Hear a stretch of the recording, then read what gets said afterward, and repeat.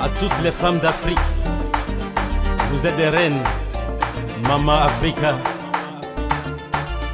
Reines d'Afrique, nous, femmes éternelles, nous couronnons la vie déceptionnelle. Notre amour est un joyau naturel et notre dignité perpétuelle. Reine d'Afrique, Reine d'Afrique, Reine d'Afrique. Chers téléspectateurs de ORTM1, bonjour et bienvenue dans votre 17e numéro de l'émission Reine d'Afrique. Aujourd'hui, nous avons une reine exceptionnelle. Elle était mannequin, elle a été styliste, elle a été actrice de cinéma. Aujourd'hui, elle est revenue dans le stylisme, dans la mode. Elle a imposé sa marque MP, ce qui ça veut dire Mimi Pedro, parce qu'elle s'appelle Aminata Kouyaté et on l'appelle affectueusement Mimi Pedro. Elle fait la promotion du pagne tissé malien et je vous propose de regarder son portrait. A tout de suite.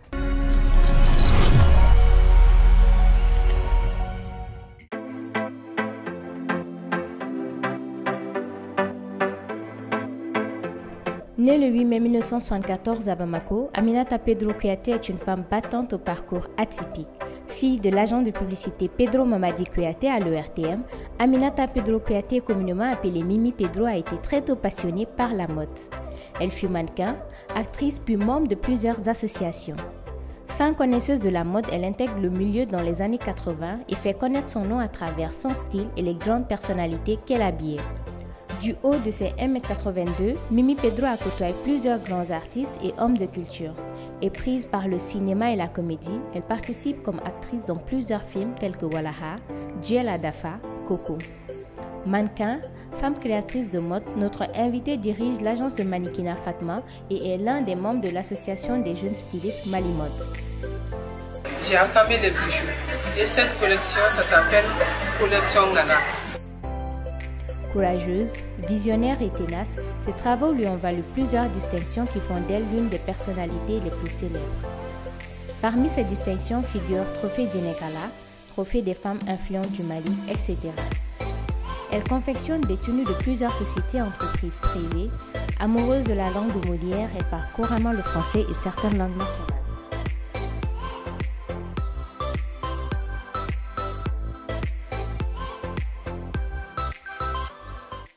Oh, mais quel beau parcours pour notre invitée d'aujourd'hui, Aminata, dite Mimi Pedro Kouyaté.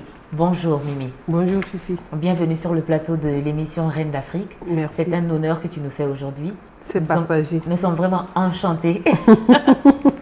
Alors, je ne sais pas. Tu es venue avec toute ta grâce, oui. Tu es radieuse, toute belle. Je retrouve en toi l'ancien mannequin. Oui. Bon, tu es venu me défier un peu, mais bon, c'est pas grave. C'est pas grave, je suis, ça va. Ouais. Je me plains pas non plus. Hein. Mais voilà. Alors, dans ton parcours, tu es philanthrope, tu es mannequin, oui. Tu es actrice de cinéma, oui. Et tu es dans la vie associative. Oui. Tout ça pour toi seule. Oui, ben... Qui est Mimi Pedro? Comment il a commencé tout ça? D'abord, parle-nous de ta formation initiale. D'abord, je dirais que Mimi Pedro est une Malienne. Je suis Kouyaté Aminata Pedro à l'état civil. Mon prénom, c'est Mimi Pedro. Je suis fille de Pedro Mamadi Kouyaté, agent publicitaire à la MAP, paix à son âme. Et ma maman est de Sibi Fanta Kamara. Je suis descendante de la chefferie Manding et le chef de village actuel de Sibi, c'est mon grand-père. Sibi dino aya fuye kuka twanga emission ke here ni badena de. Sira bibulu. Sira dama. Sira bibulu. Sira dida. Sibi dino unyabana. Ay sira dama nga emission ke here ni badena. Parce que être de la famille Kamandjan modene siglen fligo. Ah tu as vu, et puis l'arche de Kamandjan aussi qui fait partie de l'histoire du Mali. Voilà. C'est toujours une fierté et c'est ça qui fait notre diversité culturelle. Alors parle-nous de ta formation initiale. Moi, je suis secrétaire dactylographe. D'accord. C'est à travers ma taille que les gens m'ont sifflé assez de fois. d'essayer d'être mannequin. Et j'ai essayé au Coupec Chevier Sambou. Et ça m'a reçu. Et j'en ai pratiqué 7 ans. Et voilà, après ma carrière de mannequin, ça m'a mené sur un plateau de tournage. Entre-temps, tu mesures combien? Tu es curieuse, hein? C'est ça le plateau de Reine d'Afrique. D'abord, mon grand-père maternel, il fait 2 mètres. Et moi, je fais 1,90 m. D'accord. Donc, c'est dans les gènes. C'est voilà. héréditaire chez vous. Oui. D'accord. Après le mannequinat. Mais avant d'aller loin, dans le mannequinat, tu en as pratiqué 7 ans. Oui. Tu as pratiqué 7 ans de mannequinat. Tout à fait. Ça veut dire que tu as parcouru le monde. Oui. J'ai défilé avec pas mal de stylistes internationaux et maliens. Oui. Tu peux nous en citer?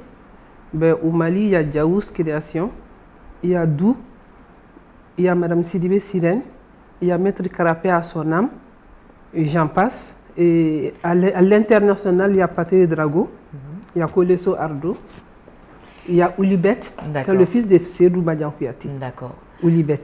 Et il n'y avait pas Chris Seydou? J'ai défilé pour Chris Seydou. Voilà. Paix à son âme. On a aussi... est-ce qu'il est maliano-nigérien? Ça doit être Alfadi? C'est Alfadi. J'ai défilé pour Alfadi plusieurs fois. Voilà. Alfadi. La nuit d'Afrique, on a fait au Grand Hôtel. D'accord. Avec Alfadi. C'était un événementiel qu'il faisait une fois par an. Voilà. Et comment se passait cette vie de mannequin? Comment vous vous organisez à l'époque? Ça fait presque 20 ans, non? Oui. Et il n'y avait pas de réseaux sociaux, il n'y avait pas de téléphone. Et du tout. Comment vous travailliez à l'époque? On était passionnés. Donc on s'organisait et on suivait la répétition 2 fois par semaine. Et après, les stylistes, quand ils avaient des sorties officielles, des défilés de mode, il y avait un casting qui était organisé et on était sélectionnés à travers des castings. Ah, ce n'est plus comme maintenant où on appelle seulement les gens non. défilent. À l'époque, il n'y avait que le téléphone fixe. Et quels étaient les critères? Les critères, c'était d'abord la taille, le charisme, voilà, et la l'élégance physique. La présence, voilà. D'accord. Mais c'est magnifique. Mais vous avez dû avoir des difficultés dans ce métier? Ça n'a jamais été facile. D'abord, le jour où je suis venue au Copec, à l'agence DS, il y a des filles qui se sont moquées de moi. Parce que tu étais trop grande? Non, c'était leur façon de m'intimider. Ah oui, d'accord. C'est 1 million, on ne se fait pas de cadeaux. Hein.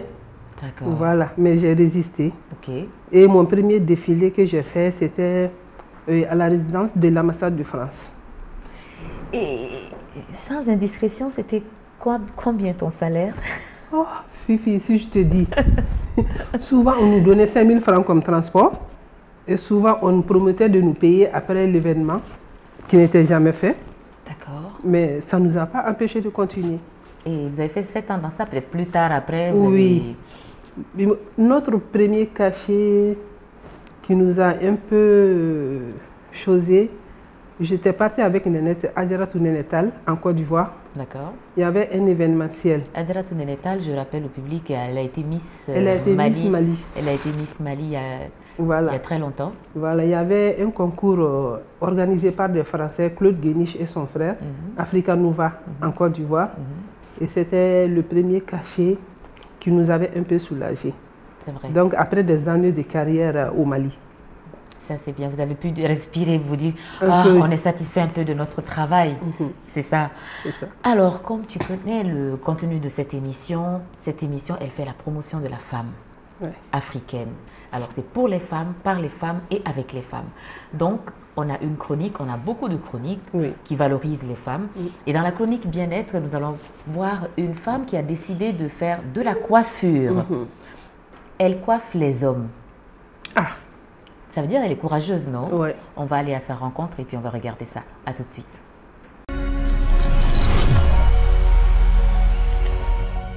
Mesdames et messieurs, fidèles téléspectateurs de Reine d'Afrique, bonjour et bienvenue dans la chronique Bien-être. Aujourd'hui, nous sommes partis à la découverte d'une jeune fille déterminée et courageuse qui a décidé de faire de son métier la coiffure pour hommes.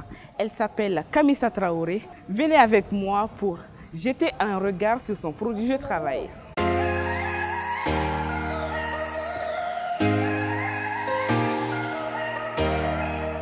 Je suis Kamissa Traoré. Je suis école mais école coiffure je suis choisi de jarane illa nyanya ngase ala ko fe abe na fala sema puisque sur l'intémola na besoin chama de no mobo ala ne clair ne ko fe ne sira la ga fo mais ala très bien me fe ga salon d'aller ka mo tabu ina fo nyere be baraga to na mo mo baraga yere ko lote to la mo ko fe na nye de ko sala puisque nya fo so mo mi teru nyana ushima dala fu yere do wula kana ko fe ro la kana la na soro ni chen et puis ne mo me baga che do la wafon no muso kun ko fila ne ite maganela do te son bo journée kono nepse ga mo duru mo woro kun ko fenya ne kay kolla fulu konna la madde ko fo la sema parce que nyanya fonche ay rema portugais do ala ko me se ka ke dai to ko Dramane Diarra do ne ga bara benno kun ko fema kun ko fe ko fe ni ko metri misa nga gomash kala de do ale de nga gomash ko ke o gomash fana ko ka be kun ko fe fana ouais ñogondo à travers un ami terge do parce que ali do magado un jour nananka fait ko do magado be kama ko be baraka o à ce moment dere ko mago bu mashkela rena do ne go problème tala aka na ko kananga ko ndana vraiment ya bla taxi tagabulu jara wala ya c'est carré ko abia ni ka bientôt un an son abia ni ka sangle so kabara tagabulu la vraiment ma gela fo so kabara tagabulu de ba damena si depuis adamena passé 6 ans bo abena bara hero la ta bo liya bla bara mina ba ke comme il faut si liya iwarom su fe bara manoko c'est tout a kanam su kanan bara su ke c'est tout baram ke ro la be chedi donc ina ma ke mo nyana ma ba ya active donc vraiment tipa dans la position ma gela fo so la bara bon aka kungo febi niveau minasa bon comme adamina mame on est avec chama femme ça parce que dimsen kofi kungo febi fendo ni ba damne dimsen ne la kana donc dimsen ko na bana se ka model be ke dimsen ko na ça donc avec a kofi kanya ba korobo ka dimsen ko ni model be ale se ko be ke ça conseil menebolo ka dama bara fendo fa ka janya folo de janatige kuno ya pas sumuti bara be na jare be nyeso la iko ni taga tangi bala ibe mo bi penchama fuima mo ka kuma tu iba la yere kan nafa ibe nafa msora la ibore la même ne remi fleni ibe ko pen dam na wakati na penchama fora o mo chama ma fam mais bi alhamdulillah ane be sika conseil mi di nyoko na ma wede be ka boka do yere bara la ngulu ti no mo la ngulu le di no ni do yere akabsa yere ma iga venir yere ma fene puisque mo wati se ka siri mo la chere te se muso do ni mo rambe ora mi gosan de wa besoin chama se ka di bare ma donc mo no me so kono ayiru la bara la ngulu ti mana baro barake iba na fasoro.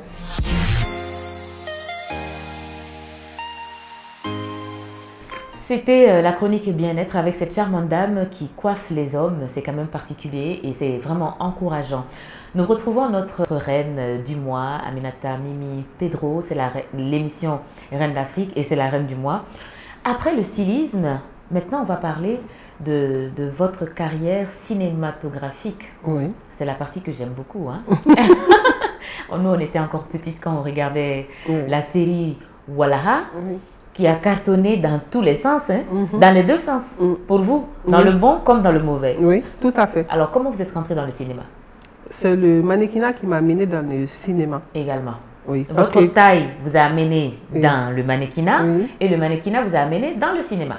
Oui, parce que quand on a été en Côte d'Ivoire avec Claude Guéniche et son équipe, on a eu le trophée de la 2e place. Et à l'époque, il y avait Adama Kouyaté comme animateur. On a été invité au Samedi Loisir pour présenter le trophée au public malien. Et ça trouvait que Djibril Kouyaté faisait déjà un casting pour le film Walaha.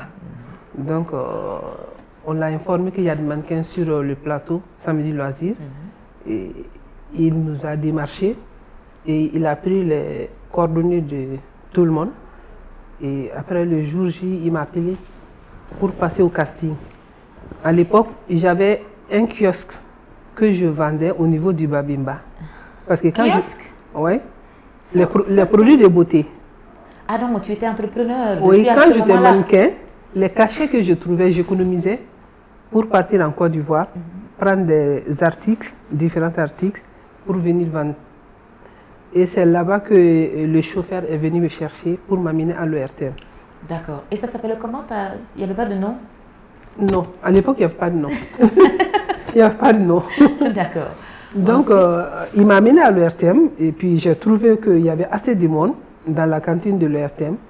Et il cherchait le rôle de Awa, celle qui devait incarner le rôle de Awa. Moi, je suis venue, c'est FC qui m'a accueilli, qui m'a coaché en 5 minutes, qui m'a dit ce que je dois faire et comment je dois jouer. Et après, j'ai joué. Et quand j'ai joué, Djibril était tellement satisfait qu'il a pleuré. Et ils sont venus me prendre. C'était ta première fois? C'était ma première fois de passer à un casting. Donc, il dit, mais ça fait des mois et des années que je te cherchais. Et voilà, et enfin. Et immédiatement, quand moi je suis descendue de la voiture pour rentrer dans le RTM, il y avait Dani Kouyaté qui était ici à Bamako à la recherche d'une comédienne pour le rôle de Sia Yatabari. Donc, il a vu mon profil de dos. Il était, parce qu'on s'est garé dans la cour de l'hôtel de l'Amitié et il m'a suivi, moi je ne savais pas. Il est venu, il a assisté à mon casting. Et quand il a vu que ça s'est bien passé, moi je suis retournée à la cantine avec tonton Djibril Paix à son âme, qui est le scénariste de Walaha, et il a voulu s'intéresser à moi. Donc je ne savais pas, c'était un jeu entre les réalisateurs. Djibril aussitôt a compris qu'il voulait s'adresser à mon profil. Et il a arrêté immédiatement. Il a dit, fiston, ça c'est pour moi, tu laisses.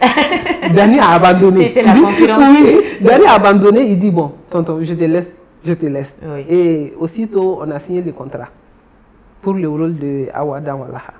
Le rôle de Awa dans Walaha, ça t'a coûté beaucoup de choses. Ah oui. Mais ce rôle a ouvert les yeux de beaucoup de gens sur le cinéma malien. Réaliser, faire prendre conscience de certaines choses aux gens. Mais toi, tu en as pris beaucoup de pots cassés. Ben oui. Ben dans notre jargon... Comment est-ce que tu le vis aujourd'hui? Assez positivement. Au fait, j'ai pris le côté positif de la chandelle. Tu as joué dans combien de séries? J'ai tourné... J'ai joué dans 5 films. Il y a Kokadje de Adama Drabo, qu'on a tourné à Kaye. Il y a Duel à Dafa, de Ladji. Après, j'ai joué dans 2 films réalisés par Camara Production à Paris. Voilà. Il y a Lobo. Voilà. Et dans la série, ça c'est des petites séries. Dans la série Walaha, oui. Tu as joué dans combien d'épisodes? Walaha, pratiquement tout le film. J'étais l'actrice principale. D'accord. Donc pratiquement, j'ai joué dans tout. Et quel rôle tu as joué? De la méchante, la deuxième femme, qui est là pour ses intérêts personnels. Voilà. Qui sacrifie son époux au profit de ses intérêts propres. Et j'ai incarné ce rôle. Je me suis mis dans la peau du personnage. Pour moi, c'est ça un artiste. Quand on te confie un rôle, il faut se mettre dans la peau du personnage. Effectivement. Voilà. On ne va pas sur le dos de la cuillère. C'est une grande confiance qu'on te sélectionne parmi tant d'autres. Tu es reconnu pour ça, tu es félicité pour ça.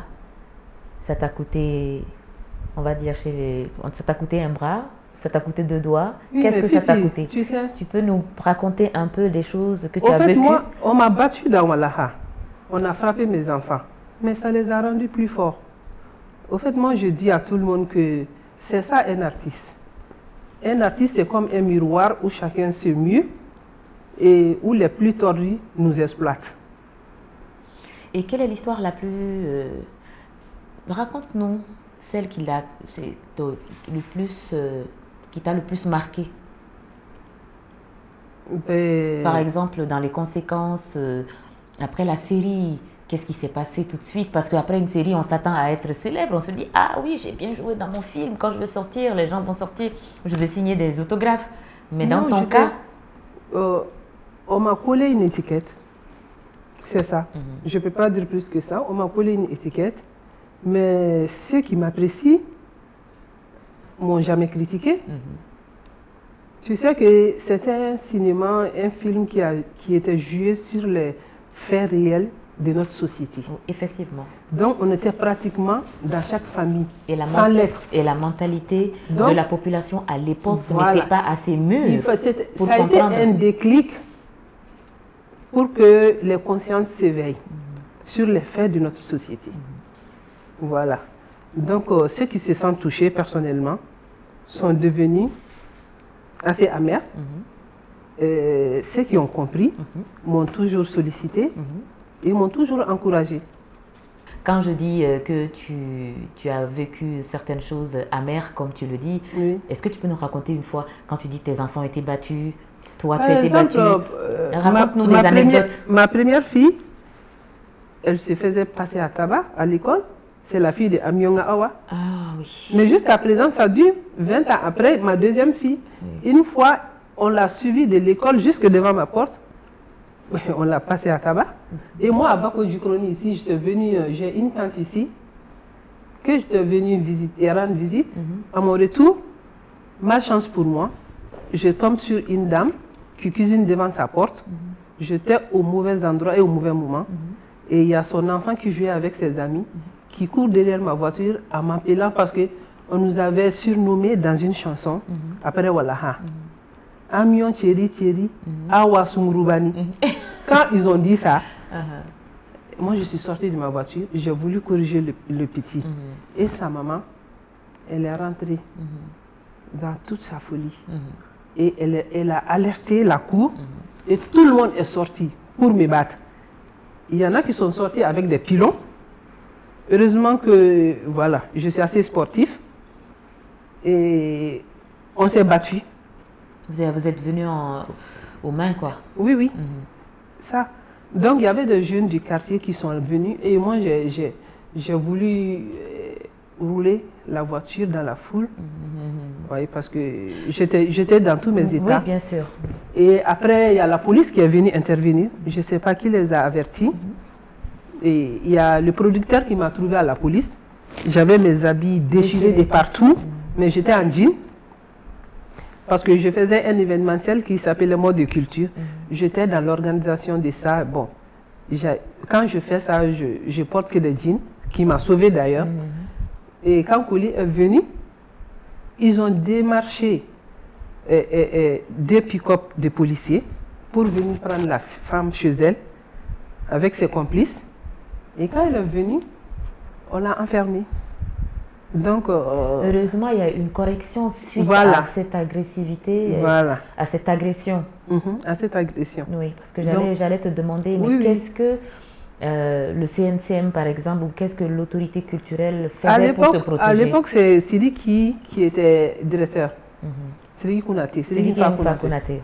Et donc, Sidi qui était à l'aéroport, quand je l'ai appelé, il a directement appelé Kouli. Et Kouli est venu avec toutes ses preuves pour lui dire que on m'a assez torturé au procureur, et j'ai dit au procureur, au commissaire et à la dame même, et que, mais à travers elle, on va faire passer le message. Et ce qui a été fait. Pour que tu aies la paix. Oui, pour que je puisse avoir la paix. Voilà. Et si c'était à refaire aujourd'hui de jouer ce même rôle de Awa? Je te dirais que je n'hésiterais pas une seconde. Oui. Je dois tout à Wallaha. Ça m'a fait sortir de l'ombre. C'est magnifique, c'est formidable. J'ai la chair de poule. Alors, on va stopper un peu pour aller dans les chroniques. Alors, on va retrouver une chronique. Dans notre chronique Success Story, nous allons rencontrer Maya Maïga. Et elle a des salons de coiffure qui révolutionnent nos racines, c'est-à-dire nos cheveux crépus, qu'on appelle aujourd'hui nappies. Ce que je porte d'ailleurs. Et elle les met en valeur. Voilà. Comment elle a pu entreprendre une telle entreprise et comment elle a créé tout ça et on va l'écouter.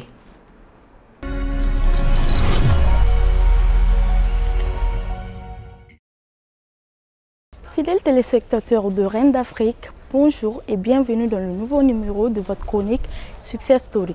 Alors aujourd'hui, nous allons à la rencontre de Maya Meiga, une dame super courageuse qui fait la promotion de la beauté africaine à travers la mise en valeur des cheveux naturels crépus qu'on appelle autrement cheveux nappies. Vous voulez en savoir plus? Venez avec nous. Moi, je suis Maya Meiga Vermeulen, je suis mariée, j'ai un enfant et je suis la promotrice de Génération Nappy. Génération Nappy est un salon de coiffure dédié aux cheveux naturels crépus afro. J'ai une licence en gestion d'entreprise, j'ai une maîtrise en droit des affaires et je fais une formation comme conseillère client à Paris. Tout a commencé après ma formation à Paris. Je me suis intéressée au mouvement Nappy, qui était déjà très actif aux États-Unis. Je me suis beaucoup renseignée sur la nature de nos cheveux crépus, l'entretien qu'il faut, les soins, les produits et les coiffures qui sont adaptées.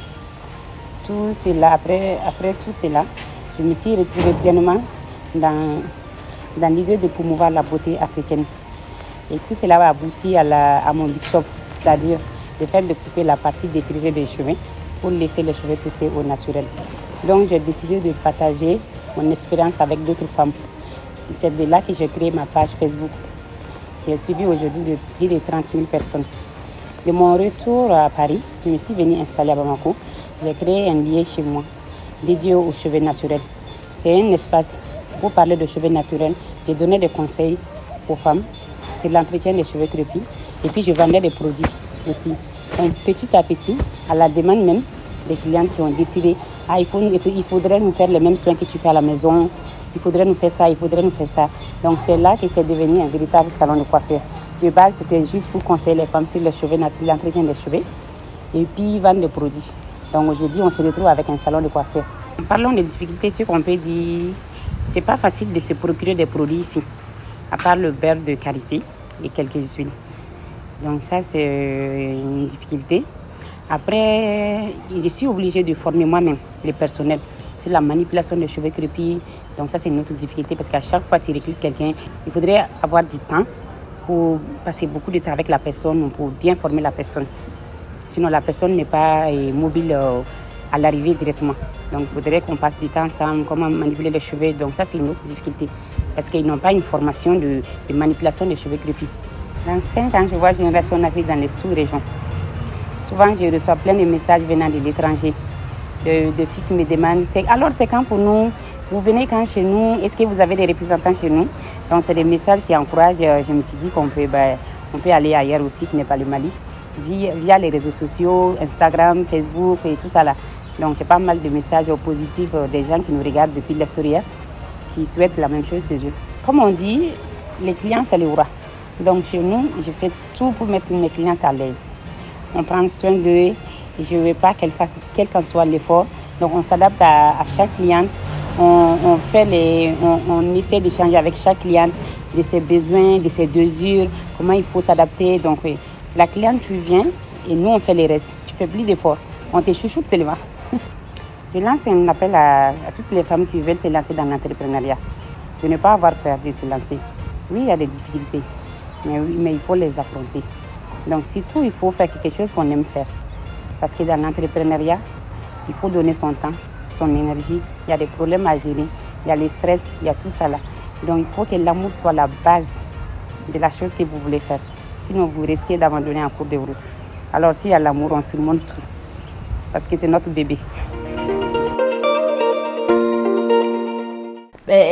Ça donne envie d'avoir des cheveux crépus partout, hein, mais seulement c'est vrai que c'est pas facile d'entretenir, mais quand même on a vu des astuces et comment faire. 2 salons à son actif, elle a 2 salons déjà.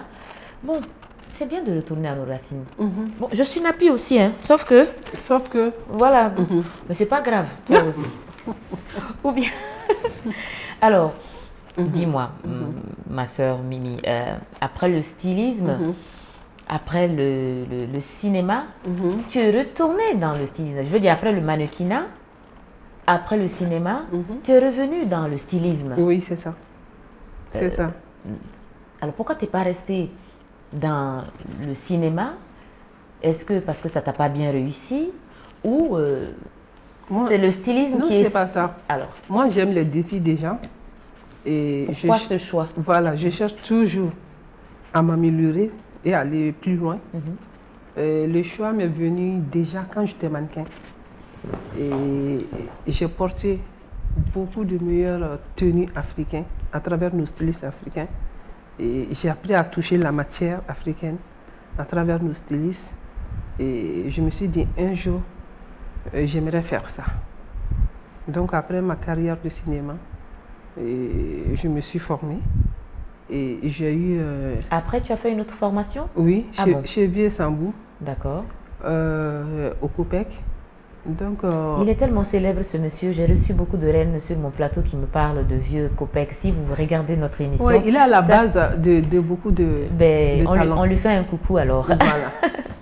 Donc, en 2006, j'ai ouvert ma première boutique ici, en face de Baba Ninkoni. En face de la maison de Baba Ninkoni. En face de la maison de Baba Ninkoni et en face de local Marif. Donc j'avais ma première boutique Made in Mali. Uniquement que nos tissus africains. Voilà. Et ça c'était en quelle année? Sous ma signature, en 2006. En 2006, merci. Oui. À l'époque, le bailleur même, il n'était pas trop confiant de mon business. À l'époque, le stylisme, on n'y accorde pas beaucoup. C'est comme le cinéma, le théâtre. Exactement. Même les huissiers qui m'ont donné le local. Vous parlez du bailleur, de l'appartement. Du magasin que vous devez prendre. Autant pour moi. Il y a eu beaucoup de si, mais pourquoi il y a si? J'ai dit oui. C'est ce que je voudrais faire. Voilà. Et de 2006 à nos jours, qu'est-ce que vous avez fait et qu'est-ce que vous n'avez pas fait? De 2006 à nos jours, je dirais que j'ai voyagé avec le gouvernement, le ministère de la Culture. En 2008, j'ai eu à défiler à la Bourse de commerce de Paris et j'ai eu l'honneur de signer dans le livre d'or de la Bourse de commerce. Et j'ai tourné dans pas mal de coins en France, au nord, au sud, Avignon, Joucas. Et après, j'ai eu pas mal de partenariats avec les entreprises locaux pour faire des uniformes, voilà, de leurs agents. J'ai travaillé avec pas mal je peux dire une trentaine. Aujourd'hui, votre marque, elle est connue. Je veux dire, ta marque, elle est connue. Tu es sur beaucoup de plateaux. Oui. Tu fais beaucoup de défilés. Oui. Mais ces derniers temps, on voit que tu t'es beaucoup orientée sur l'histoire. Parce qu'à chaque fois qu'il y a une collection, elle est dédiée à une histoire, à une culture, d'une ethnie ou de notre pays. C'est ça le stylisme, c'est ça une collection. D'accord. Une collection doit toujours s'exprimer sur une cause bien définie. Donc quand je fais mes collections, je suis un peu l'avant-gardiste de nos valeurs, à ma façon. Voilà, on peut dire que nous sommes un peu les soldats de la culture à travers la mode. On essaie d'immortaliser ce que les gens ont tendance à oublier un tout petit peu. Comme quoi, par exemple? Comme le pain tissé. Mon combat, c'est le tissage. Tout ce que je fais, c'est le pain tissé qui domine. Par exemple, sur ma robe, la bande qui est là, c'est le tissage. On s'adapte, on patche le pain tissé avec les tissus étrangers. C'est tout à fait normal. Pour être au bout du jour, on est obligé. Mais l'idéal, ce serait de faire 100% coton bout en bout. Mais on est oppressé un peu par leur situation politique, économique, voilà, qui ne nous laisse pas assez de choix. Voilà. Et tes matières premières, d'où est-ce que comment tu t'approvisionnes et comment tu fabriques tes marques? Comment? Parce que j'ai vu qu'il y a du bogolan, il y a des pains tissés. Quand on a visité ton magasin, on a vu pas mal de choses. comment est-ce que tu t'approvisionnes? Ça vient d'où? Ça se fait comment? Est-ce que c'est toi qui décides? D'abord, ce qui facilite tout ça, je suis artisane depuis 2006. Je suis membre de la Chambre des métiers de Bamako. Donc, j'ai appris à connaître pas mal d'artisans dans ce secteur. Donc, j'ai une chaîne de production aujourd'hui qui travaille sous ma marque. D'accord. Qui est la marque MP. Ça, c'est intéressant, ça. Voilà, la marque Mimi Pedro. Et quand je fais une collection, je le fais sous plusieurs formes. Donc, du tissage au dessin, à la couture, oui. Tout est initié par toi. Je travaille avec Ladi Nabou, qui est borlantier. Tu n'as pas peur de dire le nom de ton borlantier? C'est vrai. Parce que chez nous, chez nous, on copie beaucoup, non? C'est vrai. Bon. Parfois, je rencontre des stylistes qui me disent non, Fifi, tu sais, je ne peux pas dire le nom de mon borlantier ou le nom de mon styliste. On va me copier. Tu n'as pas peur d'être copié? Oui, parce qu'aujourd'hui, c'est un label. La marque, elle est sécurisée. Même si tu vas vers ce que tu as envie de faire, avec mes idées, je pense que ce ne serait pas facile parce qu'ils sont avisés. Et dans tous les cas, voilà, ceux qui produisent pour moi sont avisés. Dans tous les cas, ceux qui copient restent toujours des copieurs. Voilà. Et ceux qui créent restent toujours des créateurs. Donc même quand on est copié, on peut toujours créer, quoi. Oui. Ça, c'est l'assurance qu'on peut avoir. Maintenant, nous allons retrouver la chronique portrait. On a fait le portrait d'une femme vraiment formidable. Alors, son travail, elle est artisane. Donc, sa spécialité, c'est de travailler le cuir. C'est-à-dire que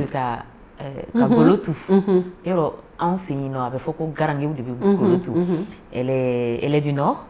Oui, non, dessous, fort, elle est du Nord. Et en général, c'est les hommes qui le font. Mais elle nous a tellement impressionnés qu'on a décidé de faire un portrait sur elle. C'est ça, les femmes du XXIe siècle, c'est ça. Elle s'appelle Agachatou Wallet Gilas. Suivons-la ensemble.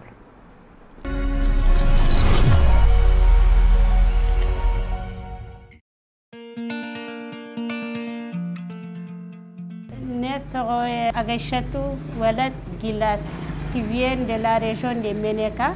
Nebi bara menkewe artisan. Je fais les sacs en cuir.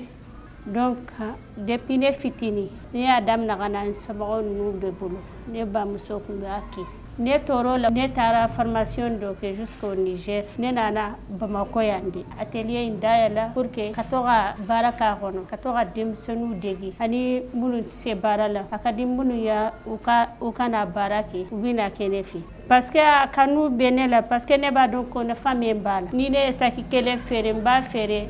Wari ba de lati bisera ni saki infere wa wolom bien wa shegi jono ne gato mogoro bolo ne be barala ingere bisentala ne hantaki ne teti fui den kelen fo ne ga bara nula anafa be ne denwa anafa be ingere la anafa be mogoro la unkanga munun degala fana anafa bu be de ne anafa de ode yake ne ke fana sona ga ne to ne kanin baranki. Comme ambe yan du negeni do fana be ubikala mana do fana bi ke ka kala bolo de ba kala ni fana gari de ba kala ni fenge ni fana amba so ati soro bamako yande abi soro fo Niger ni couleur verti ne ba commandé de na kadi munu ye u ba fe ganin bara indegi nu sera ne bara munu ba fe ne ba fuye ko vraiment ni bara koni na fa bala ni ne fa kuntala ne kunti dulala ne ana fa de ode yake ne fana ne bin dulala. Mimi, moi je préfère acheter les sacs et les cuirs avec Madame Wallet. N'est-ce pas? C'est une femme. C'est ça. Elle travaille. C'est ça. Elle a beaucoup de responsabilités. Oui. Voilà. Quand les femmes ouvrent des entreprises, il faut acheter dans leur entreprise. C'est comme ça qu'on les aide. C'est ça. Voilà. C'est ça. Au lieu de chaque fois qu'on aille dire ah, il te bolma fara dia oh mais ni nana sani kenga boutique là. Il va te guider. Ambo est de nofer. Voilà. Ambo qu'elle est là. Voilà. Et ça c'est l'un des objectifs de l'émission Reine d'Afrique que tu connais. D'ailleurs, on a l'honneur. Bon, c'est un secret ou bien je le dis ou je ne le dis pas. La collection Reine d'Afrique, tu nous en parles? Ah oui, la collection Reine d'Afrique est venue quand Fifi et son équipe m'ont approché pour me prendre. C'est ça. Sur ce plateau. J'étais déjà dans la collection, hein, mais sans trouver de nom encore. Je réfléchissais. Quand elle est venue me voir, j'ai dit, mais... Elle me dit le nom de la collection. J'ai dit, je ne sais même pas. Elle me dit, mais c'est la collection Reine d'Afrique. J'ai dit, voilà. Mais bien on ne pouvait pas trouver mieux que ça. Bien avant, c'est elle, quand on a parlé de l'émission Reine d'Afrique, elle a été séduite tout de suite. Oui. Elle a dit, mais j'aime bien ton émission. Et puis depuis toute petite, dans ma tête, je me suis toujours comportée comme une reine. Comme une reine. Et je fais les choses que les reines font. Et je viens de la grande famille de Sibi. Oui. J'ai dit, mais écoute, ta collection, oui, c'est ça. C'est la Reine d'Afrique. C'est ça. Voilà. On ne peut pas trouver mieux que ça. Et c'est moi qui ai l'honneur de porter le premier. La première pièce de la collection Reine d'Afrique, c'est Fifi Tienta. C'est moi qui ai l'honneur de porter la première pièce de la collection Reine d'Afrique produite par la marque Mimi Pedro, qui est à féliciter, qui est à encourager, qui est à illuminer, qui est à reconnaître dans le stylisme de notre pays et surtout pour l'Afrique. Donc merci à toi surtout. Non, ça vous revient du merci. Merci à toi. Maintenant, il y a beaucoup de stylistes, il y a beaucoup de jeunes. Ils font des merveilles aussi. Oui. Ils font des choses. Mais que penses-tu de ces stylistes?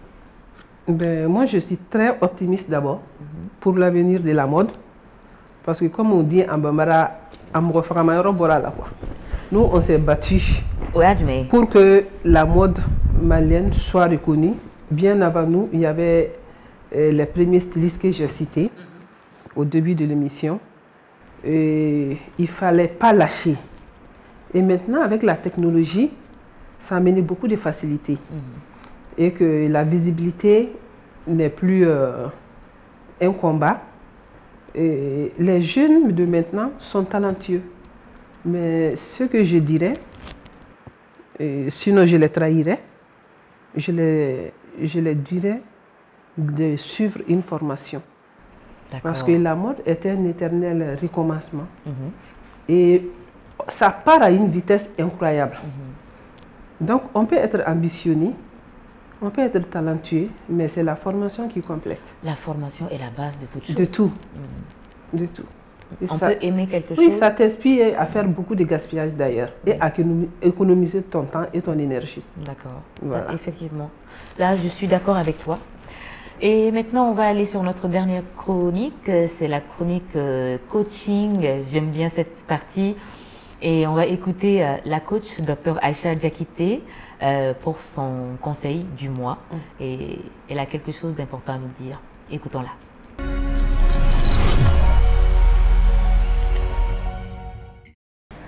Bonjour, aujourd'hui nous allons parler d'un thème ou d'une question qu'on me pose très souvent. C'est comment réagir après une infidélité de son homme. Et ce que je dis tout le temps aux femmes, quel que soit ce que tu te reproches, tu n'es jamais responsable du comportement de ton époux.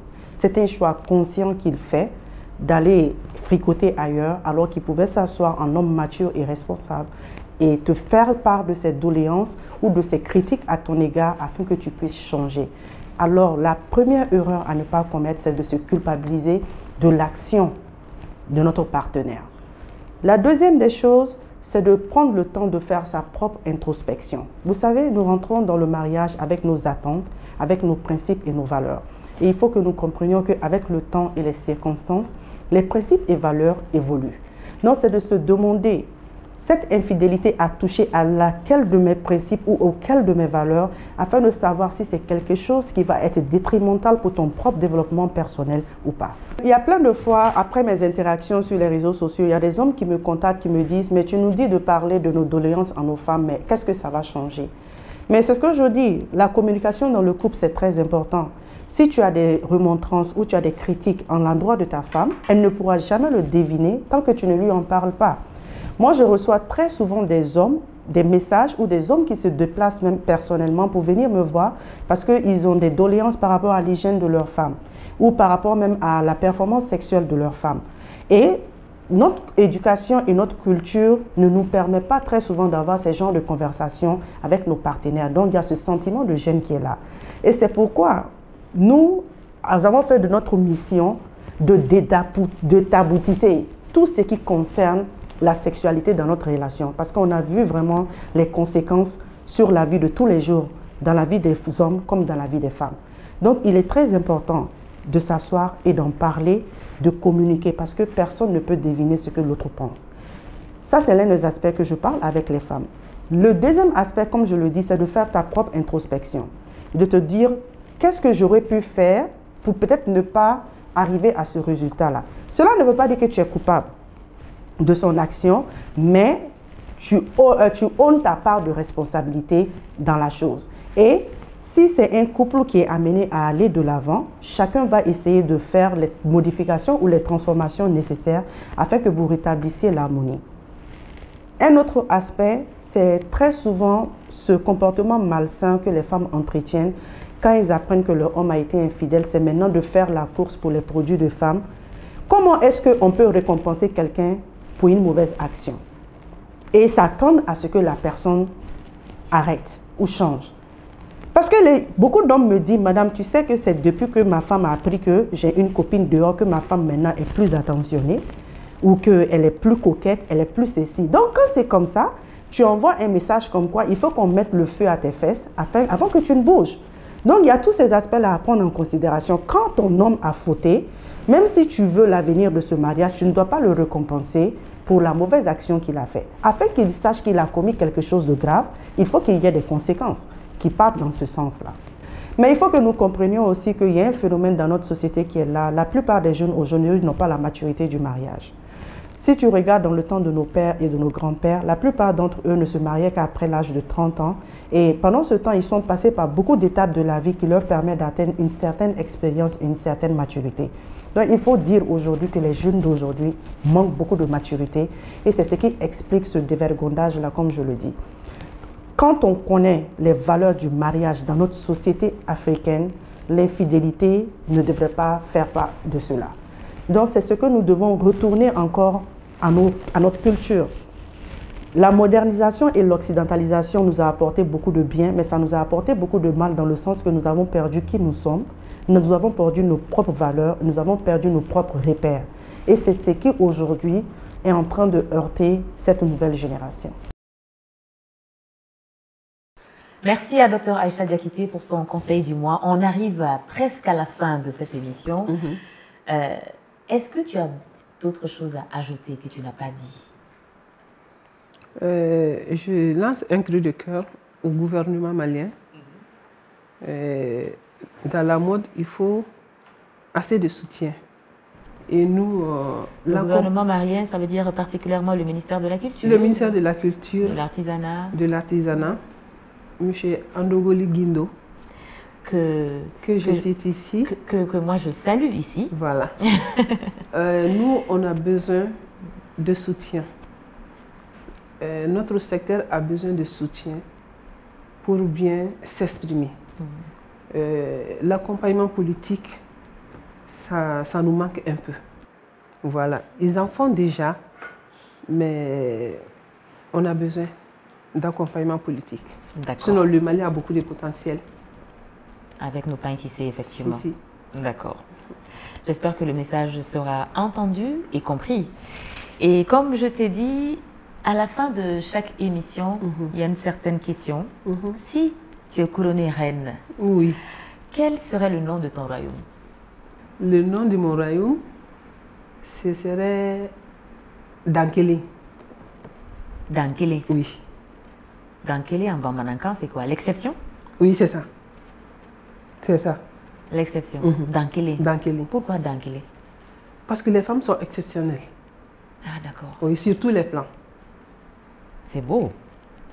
Et la monnaie de ton royaume? Parce que la monnaie, quand Ninkele, Fila, Ninkeme, Ninkemefla, donc, et la monnaie trop, ni Ekara Reni, ni Ekara Masamusu, Eka war Bitro. Dankele, c'est que Dankele. Ah, c'est quoi? Aïe, ne ideme. Aïe, ideme. Tricher pour la ideme. Aïe, ideme. Ah, mais voilà, c'est Dankele. Après, c'est Pedro. Ah. Il est Faraka, parce que Pedros. Ah, oh, oui, non, là, mes amis intimes m'appellent Pedros. Ah, bah, tu as vu? Donc, il va voir Pedros. Ah, donc, Pedros Kile, Pedros Fila, ça va. C'est ça. Et l'éducation de ton royaume, quelle éducation tu aimerais donner à ton royaume? L'émergence de la femme. Il faut qu'on appuie les femmes à avoir plus de confiance en soi. Effectivement. Voilà. D'être timide, parce que la féminité va avec ça, mais... D'être timide ou de ne pas être timide? Non. Elles peuvent être timides, oui, mais que ça ne casse pas leur personnalité. Voilà. Effectivement. C'est ça. Alors, comme à la fin de chaque émission, tu sais, on couronne la reine du mois par une personne exceptionnelle ou une personne qui a marqué sa vie. Alors, ce sera une surprise. Ah, il y a beaucoup de suspense. Ah ben oui, c'est ce qui fait le charme de cette émission. Alors maintenant, on va se lever. D'accord. Et tu vas fermer les yeux. Allez, 1, 2, 3. Alors, tu vas fermer les yeux. Et je vais compter jusqu'à 3. Et à 3, tu vas ouvrir les yeux. Alors, 1, 2 et 3. Maintenant, ouvre les yeux.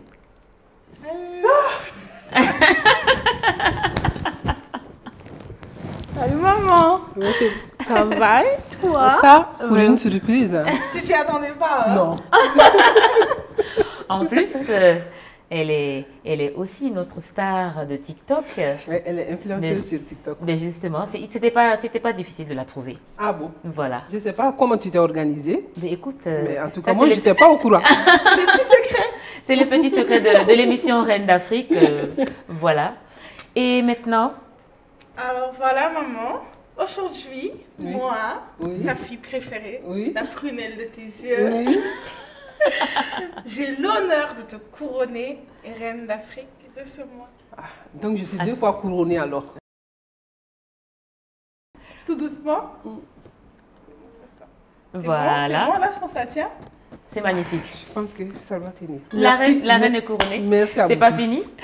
Il faut aussi te remettre un step. Pour la reine que tu es. Pour te remercier de tout ce que tu fais pour nous. Tout le monde. Merci d'être cette incroyable maman. Il y a beaucoup d'émotions quand même. Merci d'être cette incroyable maman. Merci d'être notre maman et notre papa à la fois. Désolée de vous avoir imposé cette statue de mère battante. Non. Au contraire, on peut qu'être fiers. On est très très fiers de toi. Toute la famille. Et tous les jours, quand on te regarde, on a juste envie d'être plus que toi. C'est un peu difficile, mais... Voilà, le spectre est pour toi. Ah, pour la super maman que tu es, la super actrice que tu es, la super styliste que tu es. Tu as beaucoup de talent, toi. Merci. Tu as un petit mot, un dernier mot? Je remercie le bon Dieu de m'avoir fait cette grâce. Et je remercie l'émission Reine d'Afrique. Je remercie Fifi Tianta et son équipe. Et j'espère bien garder ma couronne et transmettre. Justement, on a besoin de ça, beaucoup d'émotions, mais on a besoin de transmettre.